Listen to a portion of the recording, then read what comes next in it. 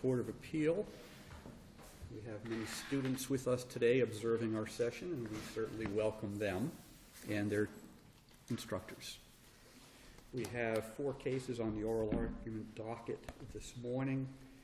Appellant's counsel, please let me know if you want to reserve any time. Our first case is Broom versus Broom.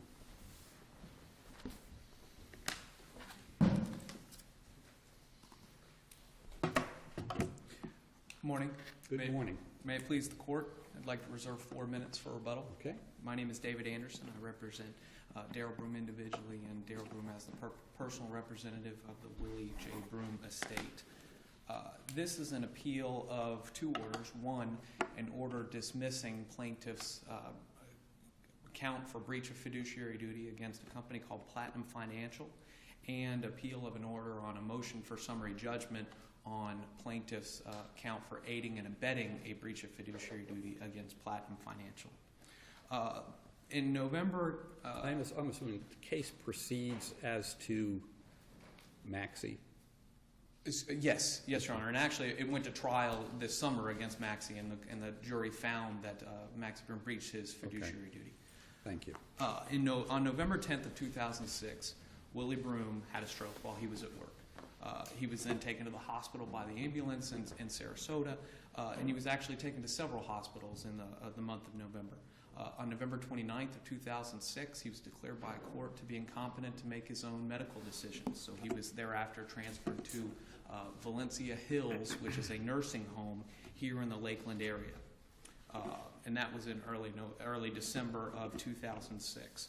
On December 21st of 2006, Maxie Broom, Jr., who was also an attorney licensed to practice law in the state of Florida, and also the decedent's brother, Willie Broom's brother, had him sign a durable power of attorney, appointing Maxie Broom as the attorney in fact.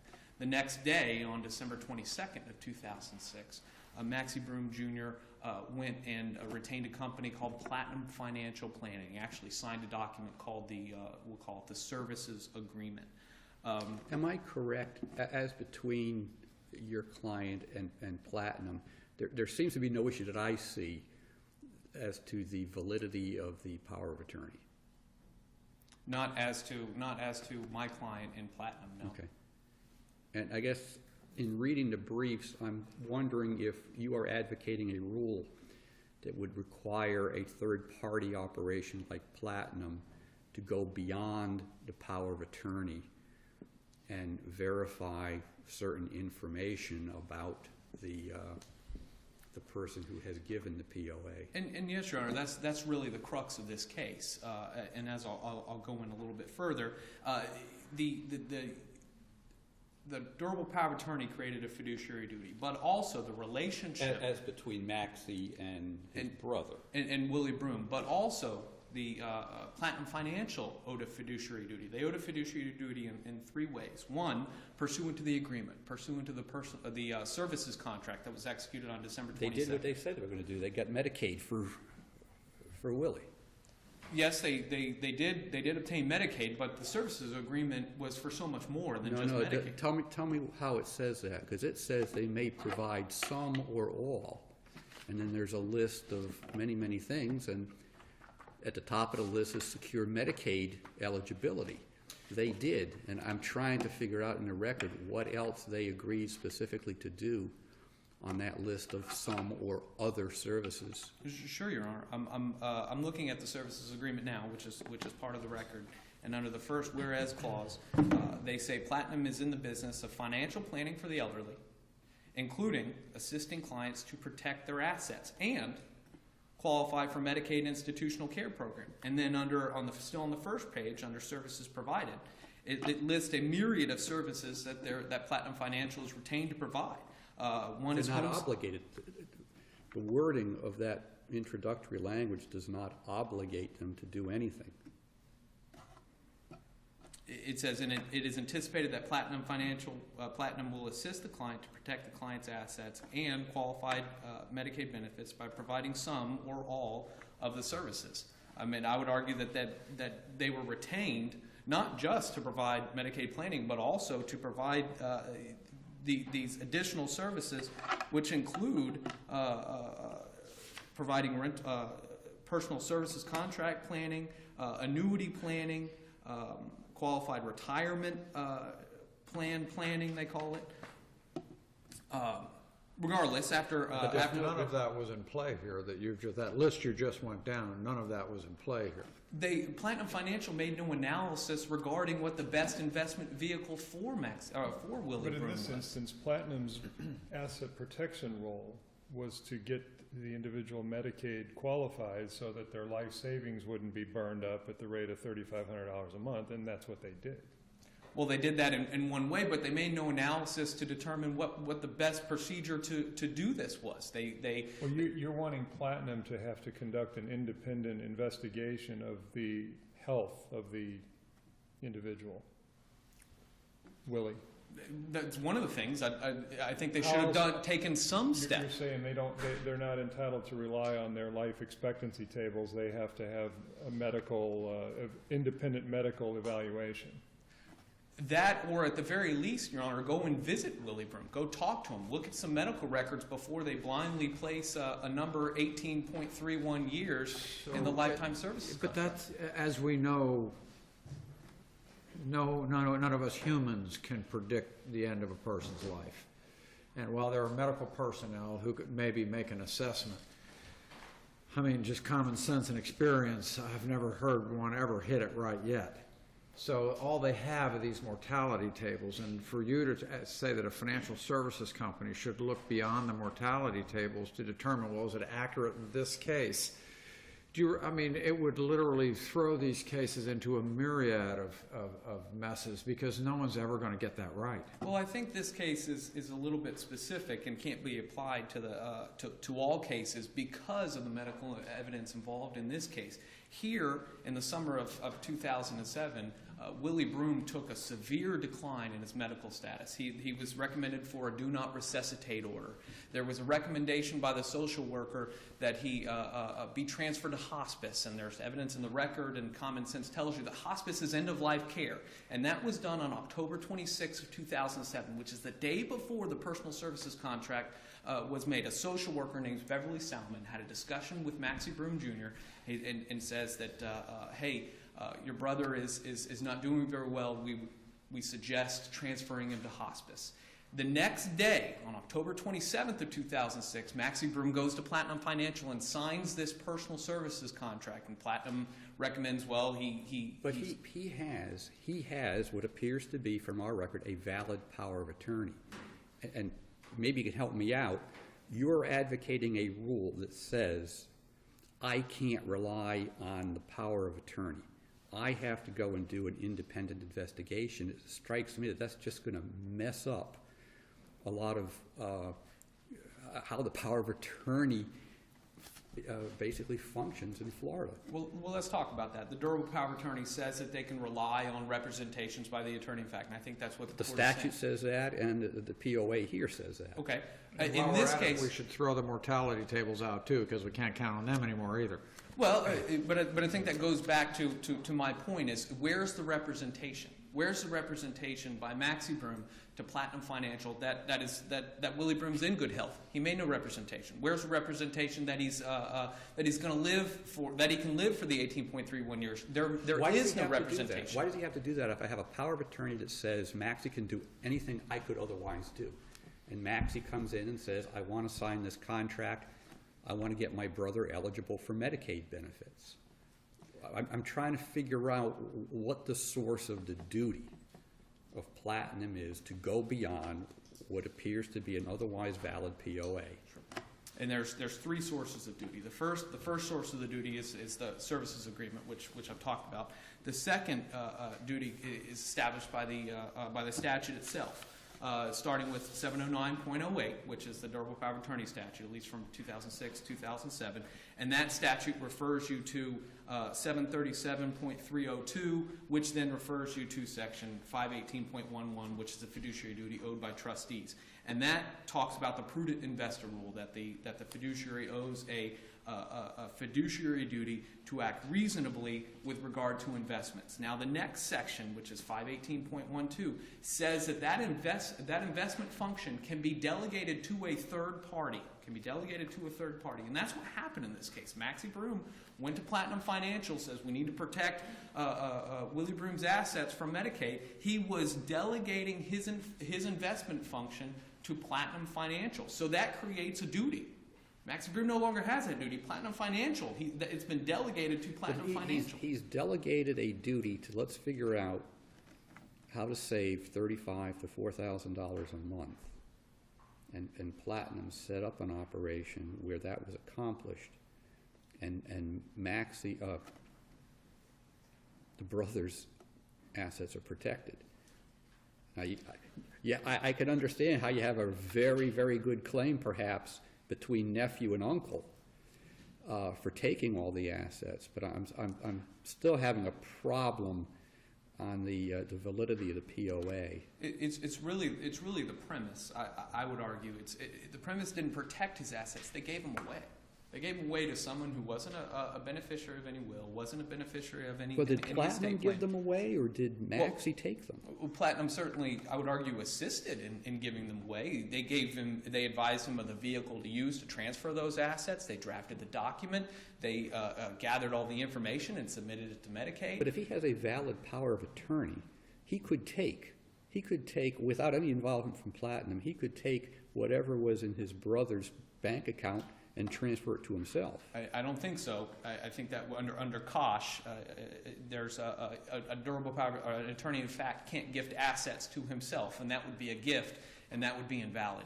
It would immediately be improper. But in some POAs, there's a specific limitation on that, and this one does not have that. Yes, if it's specifically stated in the durable power of attorney that you can make a gift to yourself, it may be proper, but the courts look as to those transfers with extreme caution. So I've talked about the three, how the duties are owed. Let's talk about how they're breached. Platinum recommended that Maxie Broom execute a personal services contract, said he's going to live for 18.31 years. As I've talked about, Platinum made no effort to investigate whether Maxie Broom would live that long. They had possession of records in their file that would have talked about Willie Broom's poor health. They had records in their file that said he suffered from chronic end-stage renal failure, that he was clinically blind, suffered from a psychiatric disorder, a history of cerebral infarction, and that his prognosis was poor. Had they gone and visited Willie Broom in the summer of 2007, prior to advising Maxie Broom to execute the personal services contract, they would have seen that his health declined even further. He wasn't eating anything. He was NPO, so he had nothing by mouth. He had a PEG tube inserted into his stomach so that he could receive his nutrition. He didn't talk. He only stared into space. He was 6'1" and only weighed 130 pounds. And there had been the do not resuscitate order suggested and the recommendation for hospice. Had they taken some step to determine the proper investment vehicle, they would have seen that it's not reasonable, it's not a prudent investment to advise Maxie Broom to execute a personal services contract that says he's going to live for 18.31 years. Now, I'd like to talk about the arguments by the Appellee. They've suggested the Medicaid guidelines, which the court has talked a little bit about. However, the Medicaid guidelines doesn't require that they use the number 18.31 years. Doesn't require the life tables to be used. They could do a personal services contract on an as-needed basis. They could do a personal services contract for a specific duration of time. So they're not required to use these life tables. So I would argue that. We talked about the representation. There's no representation that Willie Broom would live for 18.31 years. There's no representation that he would live, that he was in good health. And in fact, that's inconsistent with Anthony Tuberville, who was the president of Platinum Financial. In his deposition, he stated that there was no discussion with Maxie Broom regarding Willie Broom's health. He didn't talk to him about it, and he said such a discussion would not have occurred. And that is in Volume 9, page 1769, lines 13 through 15 of the record. I see my time is up, so I will save the remainder of the argument for Okay. rebuttal. Thank you, Mr. Anderson. Ms. Henny? May it please the court, my name is Jean Henney and I represent Platinum Financial in this appeal. First of all, Maxie Broom, using a valid durable power of attorney, which was not challenged at the trial level, they assumed that the power of attorney was valid, went to Platinum for financial assistance in obtaining Medicaid benefits, institutional care benefits for Willie Broom, his brother. They entered into a personal service contract, and this was in October of 2006 when this application process got started. During that time, they entered into a service agreement. This contract did not create a fiduciary duty expressly, nor is there a statute that expressly created a fiduciary duty, nor can there be one implied by the factual circumstances. The heart of a fiduciary duty is control over the management of somebody else's assets. Platinum never took control over any of Willie Broom's assets. In putting together the personal service contract, I take it it's important to know the life expectancy because it may impact the financial package you want to put together, correct? No. Okay, not as No. a general proposition or not in this case? Well, the personal services contracts are defined by the Department of Children and Families. They have guidelines. And in those guidelines, it says that a lifetime personal services contract is determined in a certain way. The fair market value of that personal services contract is determined in this specific way. If it's not for fair market value, then it's not a non-countable assets for Medicaid purposes.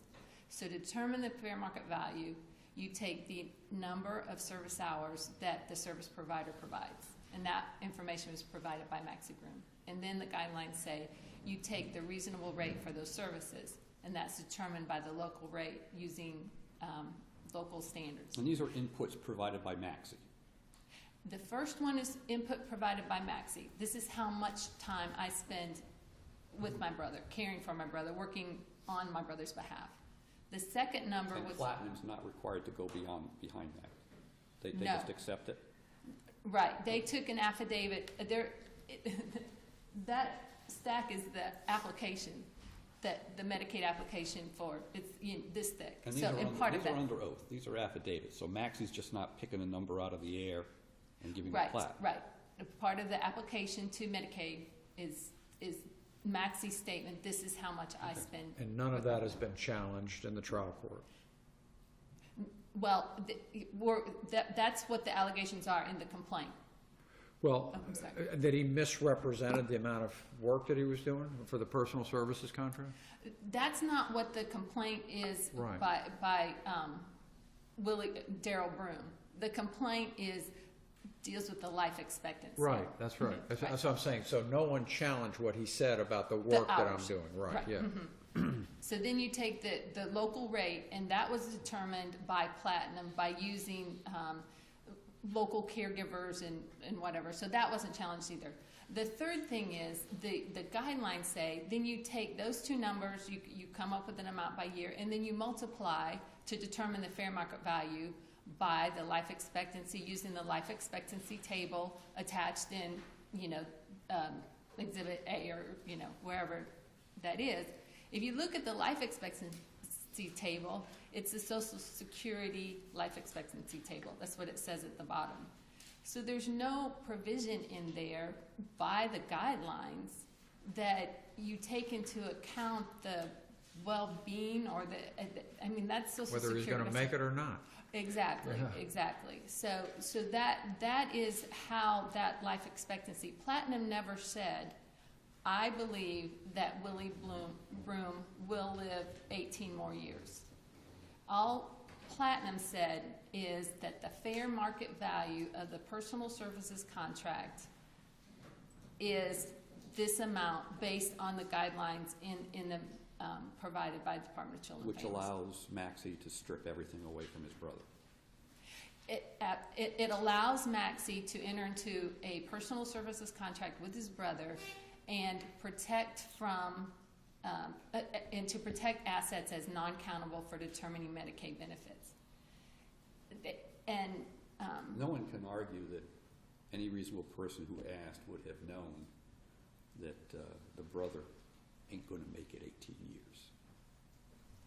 If Mr. Anderson's correct, everybody knows that the poor gentleman's on his way out. And Well, 18 years just is not a realistic number.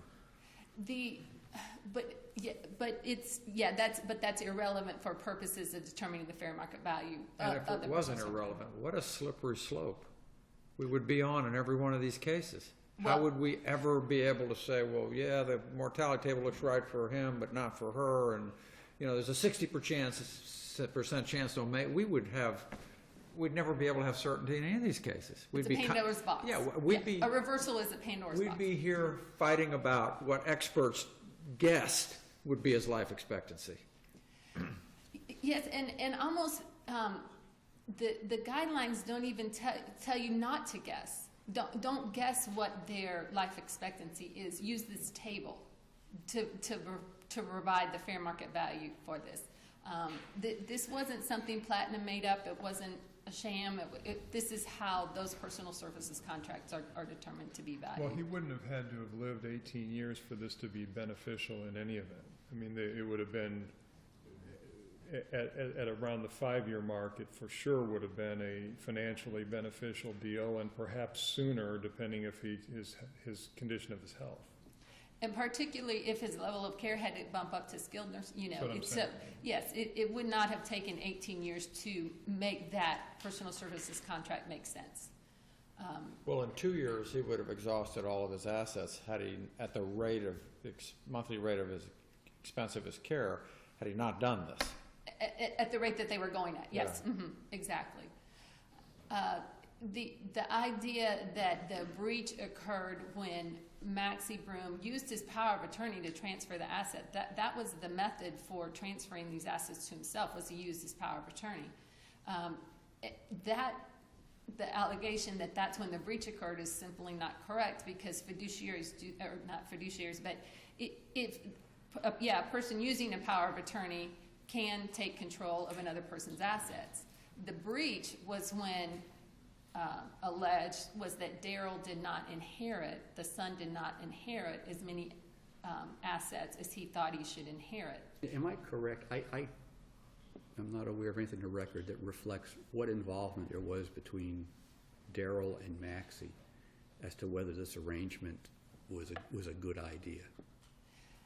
The record does not reflect that there was any consultation between Maxie and Daryl regarding conversations about the Medicaid planning or the life services contract. What we know is that Maxie had been in a position of caring for his brother. When things went wrong, the mother went to Maxie and said, look, I need help. You know, your brother needs this. So Maxie was in a position of caring for the brother, and I didn't see anything in the record that indicated what Daryl's role in his father's life was up to that point. Unless this court has any further questions. Thank you, Ms. Hammond. Mr. Anderson?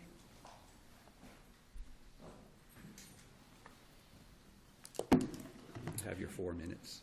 Okay, thank you, Judge. Just to address some of the things that Ms. Henney said, she said there's no fiduciary duty. It's 3 ways. It's pursuant to the services agreement, pursuant to the statute 709.08, then goes to Chapter 518, and then pursuant to the circumstances or the relationship between Willie Broom and Platinum Financial. Platinum Financial, you know, they were a financial planner. That financial planner-client relationship should establish a fiduciary duty. Ms. Henney also talked about the personal services contract, and that, you know, you have to use the Medicaid guidelines or the life tables, and that's just simply not true. In the statute or in the rule themselves that's cited in the briefs, It says there's 3 ways for a personal services contract. You can be for a stated duration, it can be on an as-needed basis, or it can be for the life of the individual used to calculate, and use the life tables to calculate that time period. Another question, another thing that was kind of glossed over is, did Willie Broom even need the services that were listed or said to be provided in the personal services contract? He was in a full-service nursing home. They were providing hygiene. They were providing his medications. They were providing medical care. He had social workers. He had people ensuring that he had entertainment. He was in a full-service facility that provided everything that he needed. So why did he need to pay Maxie Broom $212,000 to provide services that he didn't need? So that would be a breach, and that was upon the recommendation of Platinum Financial. And I think the issue, the Pandora's box issue, by reversing or opening Pandora's box, I don't think that's the case here, because Platinum Financial took no steps. They made no analysis to make a determination as to the best investment vehicle for Willie Broom. In Mr. Toberville's own deposition, he says, we don't have that discussion. We never went and visited Willie Broom, and we didn't ask Maxie Broom about his medical status, his health status. For example, what other investment option would have made sense? They could have done and there were several different annuities that could have been purchased. An annuity, this man died within months of this going forward. And you put your money into an annuity, when you die, the annuity company keeps all of the money. Well, there are several. There can be balloon annuities, and based on my research and my discussions, there can be beneficiaries on those annuities. There's also irrevocable trusts that could have been done, and that was in my expert's affidavit. Mr. Weidner, who testified that there were other options that could have been done that would have ran consistent with Willie Broom's testamentary intent. But the key here is no analysis was done regarding what the best investment vehicle for Willie Broom would have been. Had they had done some analysis, they can come to the table and say, Your Honor, we did something. We looked into it. We requested some medical records, or we went and visited Willie Broom, or we looked at these other options, and they weren't proper for him. But they didn't do that in this case. And we would ask that the court reverse. Thank you, Mr. Anderson. Thank you both.